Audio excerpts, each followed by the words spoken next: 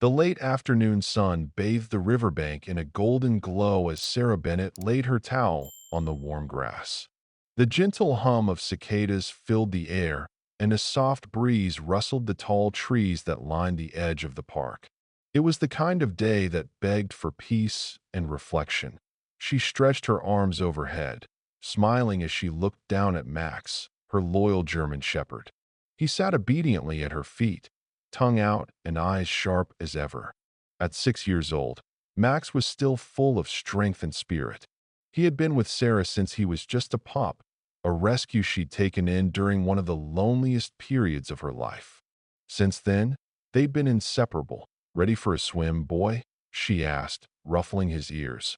Max gave a low bark and wagged his tail, but didn't move from his post. He never entered the water unless she did first. Sarah chuckled softly and stepped into the river, sighing as the cool water wrapped around her ankles.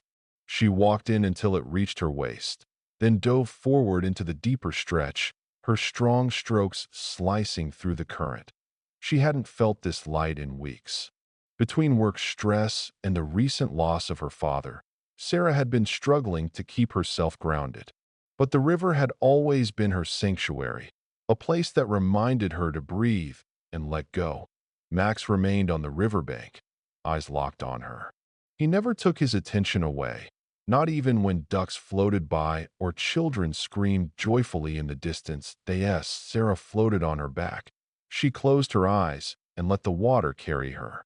She drifted for a while, muscles relaxed, heart slowing, until a sudden sharp pain seized her right calf. She gasped, flailing slightly. Ow!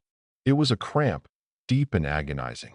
Her leg stiffened, and she kicked with the other, trying to stay afloat. The river wasn't treacherous, but she had drifted farther out than she realized, into a pocket where the current was deceptively strong. "Max," she called, panic rising in her throat. "Max!" From the shore, Max's ears perked. Her voice, it wasn't playful or calm. It was fear. Without hesitation, Max sprang into the water. His powerful legs churned as he swam toward her, cutting across the current with ease. Sarah was now struggling, her cramping leg useless, pulling her downward. The water swallowed her for a moment. Everything turned cold and silent. She kicked desperately, lungs screaming for air. Just as she felt herself slipping further, something grabbed her. Max's teeth clenched gently around the strap of her swimsuit top, and with firm, practiced strokes, he began to pull her back. Sarah, half conscious and disoriented, could feel the familiar brush of his fur, the warmth of his body against the cold river water. He swam with purpose, never once faltering, even as the current pushed against them. When they reached the shallows, Max dragged her up onto the soft grass, barking loudly. He nudged her face with his nose, whimpering anxiously, then barked, sharp and urgent, that a nearby couple walking their dog heard the noise and rushed over. "Oh my God! She needs help," the man shouted, pulling out his phone. Sarah coughed hard, water pouring from her mouth. Her chest heaved as her lungs sucked in precious air. She opened her eyes, blurry and stinging, and saw Max standing over her, dripping wet and trembling, but alive. And she was too, thanks to him.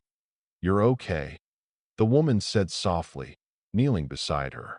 "Your dog, he saved you. He's a hero." Paramedics arrived within minutes. They wrapped Sarah in blankets, checked her vitals, and offered water.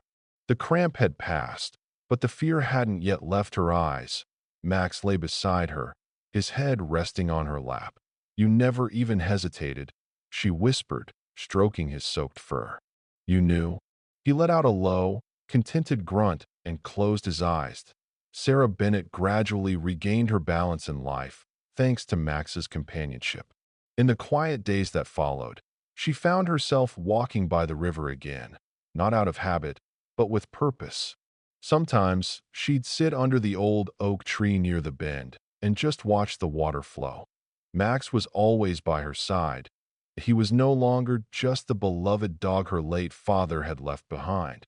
He had become the closest companion she had in this moment of her life. Yes, she leaned down one evening to kiss the top of his head.